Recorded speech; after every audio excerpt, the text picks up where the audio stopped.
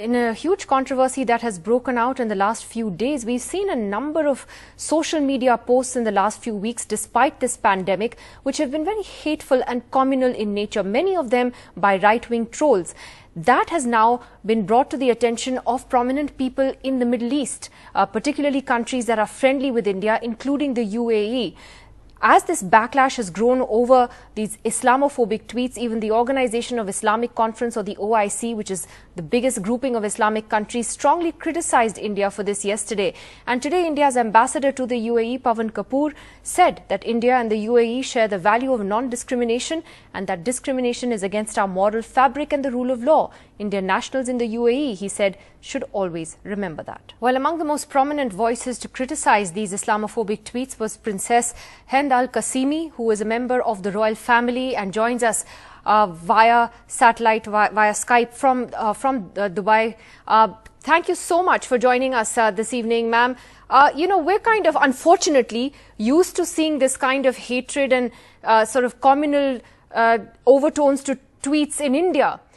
What caught your attention this time? What did you see that made you so angry?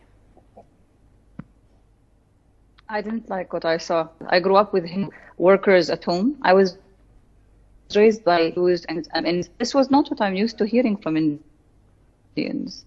And I didn't like that he had many rude comments. He was making fun of my religion. He was calling us the religion of the donkey, which was 1,400 years old. And he also said something about the country being built by Indians, and without the Indians, we would fall into ruin. We do not deny that we work, the Indians are our colleagues and our co-workers, they are friends, our families. They're not just the labor class. We have many CEOs which are also Indians, and we're very proud of them. We don't deny this friendship. One of the top 5 countries we trade in, import and export and infrastructure and everything is India.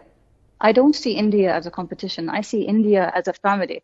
I mean, from the ancient Sanskrit dictum, we have a word which says, we are all one family.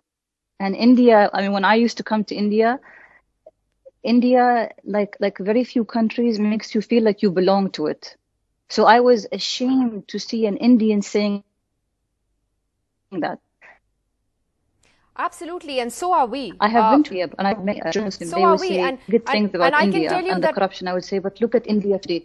I can tell you that, I would say that most Indians still very much believe in our secular democracy, and they're not full of the kind of hatred that you see on Twitter and that you see online. And I'm sorry that, you had to see those comments and read those comments. If there's one message you wanted to give today to those people who have made this a religious issue and one of religious bias, what would that message be?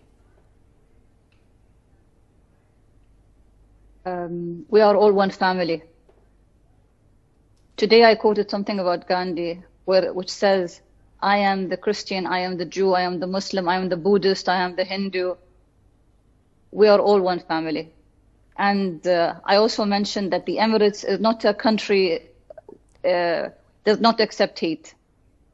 And that man that was quoting things, that was tweeting with a lot of arrogance, he does not represent the India I know. I don't think India would be proud to say that this is an ambassador of India. No, it would not. And I think the person that tweeted you is somebody who doesn't represent all of us either. So we're glad you called out the bigotry. Thank you very much for joining us on NDTV this evening and speaking your mind on this issue. Thanks very much.